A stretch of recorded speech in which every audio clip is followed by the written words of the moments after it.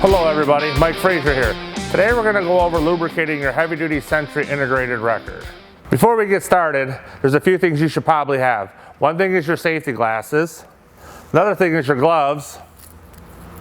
It never hurts to have a few extra rags with you to wipe off the excess grease you're going to have. The grease we recommend you to use is an extreme pressure lithium-based grease. When greasing your Sentry heavy-duty integrated unit, you can either use a hand grease gun that you can manually pump, or you can use the really handy battery-powered grease gun like we are today, just to make it a little easier on ourselves. So when greasing your Sentry heavy-duty unit, just use enough grease till you can see the grease coming out of the fitting or around it, or as in on the wheel lift, just use 5 to 7 pumps where you can't see it coming out. That's plenty for what we recommend. Where I would recommend you starting is on the saddles that attach the recovery boom actually to the subframe. There's 2 fittings there. It's just simply just grease those right there first.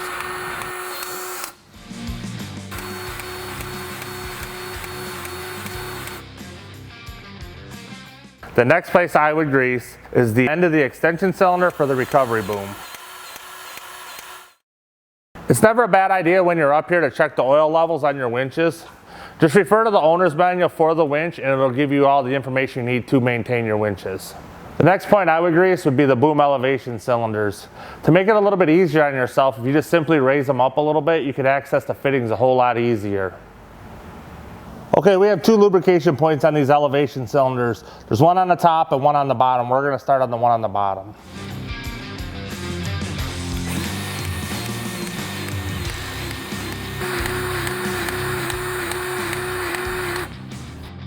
And now we're going to apply grease to the top of the elevation cylinder. And repeat the procedure on the other side. And the next point we're going to grease is the underlift down tower pivot pin right here.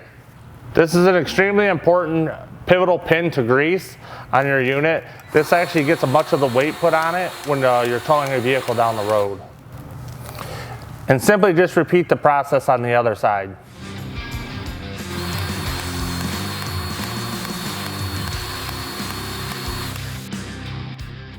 And the next point we're going to grease is the tilt cylinders on the underlift.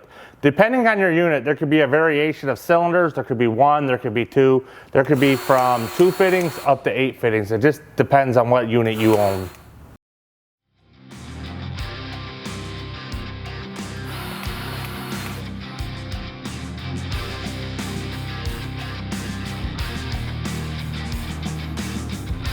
While the boom is still elevated, next lube the underlift fold cylinder pin.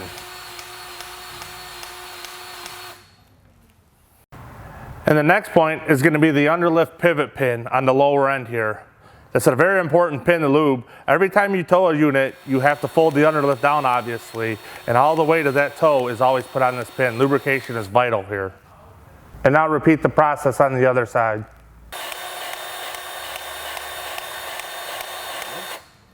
And now we're going to lower the recovery boom down and fold the underlift down to access the remaining grease points. And the next point we're going to go to is the head of the recovery boom on the swivel boom head end. As you can see, it's very important for this to be able to move so you have a directional pull that the head lines up with whatever you're pulling. Fittings are up top, 1 on each side.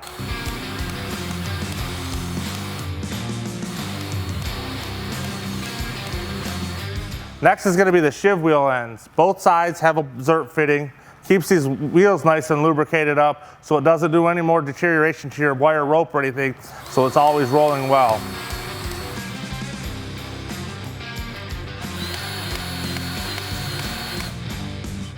And inside here is one that's probably missed a lot. That one actually gives the grease down to the very end to the nylon pad on the recovery boom. And now that we're back on the ground, next we're going to do the pivot points for the cable tieback springs.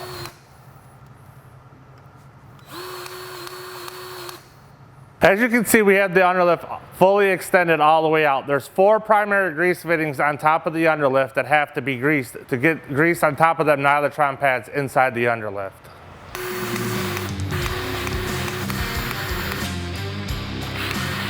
And lastly, we have the crossbar pivot pin. To access the grease fitting, you can simply push the T-bar out of the way, and it's right here.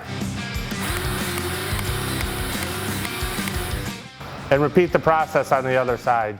Probably the most important thing to grease on the truck, especially depending on use. This thing gets a lot of use going up and down the road, getting all the salt and calcium chloride that might be put in there, especially in the northern states.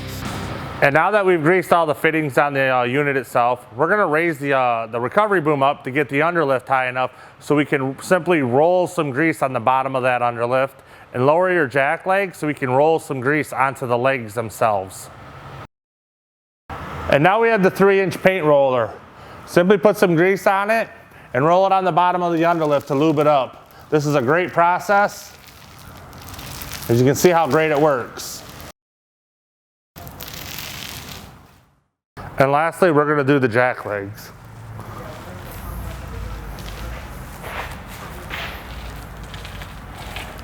And repeat the process on the other side.